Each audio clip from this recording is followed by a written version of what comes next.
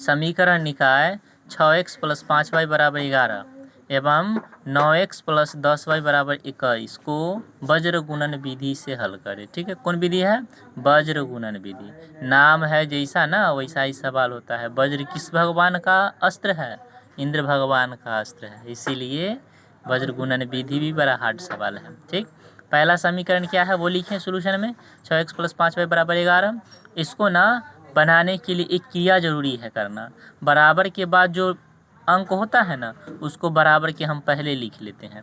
तो ये 6x का 6x यहाँ, प्लस का प्लस यहाँ, 5y का 5y, ये बराबर के बाद 11 है, प्लस में है तो बराबर की इधर भेज रहे हैं यहाँ पे, तो माइनस में आ गया, बराबर 0। समीकरण 1 कर लिए। और दूसरा क्या है? 9x + 10y = 11। तो 9x + 10y = 21।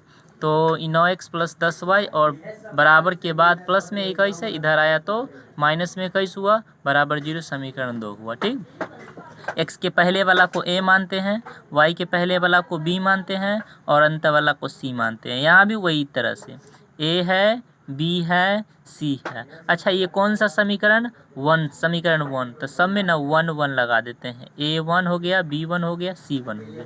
कौन समीकरण है? 2 समीकरण है, a2 हो गया, b2 हो गया और c2 हो गया। ठीक, अब हमको लगाना है वज्र गुणन विधि। कौन विधि? इंद्र भगवान का विधि। तो लिखते हैं x बट्टा BC माइनस BC बराबर y बट्टा, लास्ट में c है तो CA माइनस CA बराबर 1 बट्टा, लास्ट में a है तो a से चालू होगा, AB माइनस AB।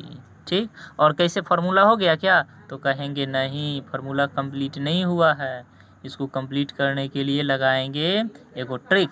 ट्रिक क्या है तो याद कर लेना है। इसमें हम यहाँ लिखते हैं साइड में, पहले लिखेंगे 12, फिर इसका उल्टा कर देंगे कितना? 21। 12 21 12 21 हमें लगाना है। शुरू में आएगा 12, ये हो गया 12 और यहाँ पे लगाएंगे 21, फिर लगाएंगे 12, यहाँ पे लगाएंगे 21, फिर लगाएंगे 12, यहाँ पे लगाएंगे 21। ठीक, और यहाँ से मान ढूंढेंगे समीकरण 1 समीकरण 2 से, इस पे बैठाएंगे और हल करेंगे। ठीक, समीकरण 1 में क्या है?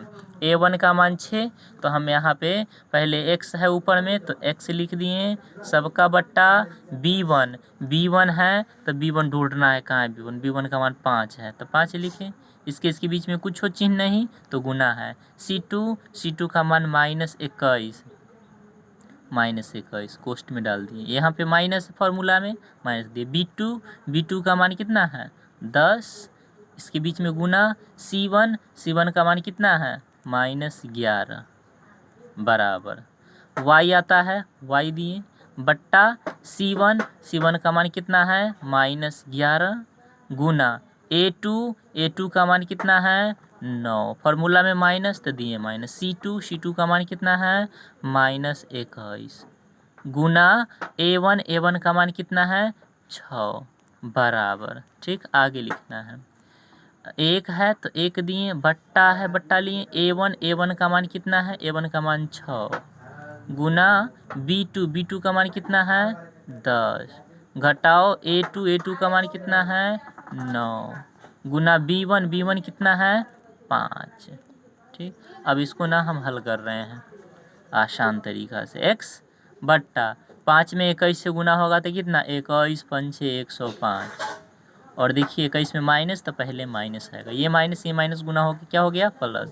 11 में 10 से गुना होगा तो कितना? 11 दहाई 110 बराबर y बट्टा 11 में 9 से गुना होगा तो 99 और 11 के पहले माइनस तो लगा दिए माइनस, ये माइनस हो गया प्लस। 21 में 6 से गुना तो 6 1 कम 6 और 6 दूनी के 12 126 बराबर यहाँ पे 1 बट्टा 10 छक 60 और -9 पचे 45। ठीक, यहाँ पे x बट्टा 105 110 में से 105 गया तो कितना?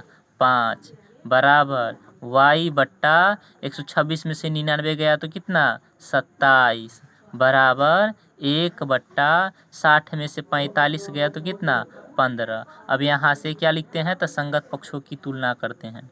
लिखते हैं संगत पक्षों की तुलना करने पर, ठीक। ये संगत पक्ष कैसे होता है, तो शुरू में जो x है ना, x/5 वो लिए और लास्ट में कितना है 1/15 वो लिए, लाइन खींच के दो भाग में बांट लिए।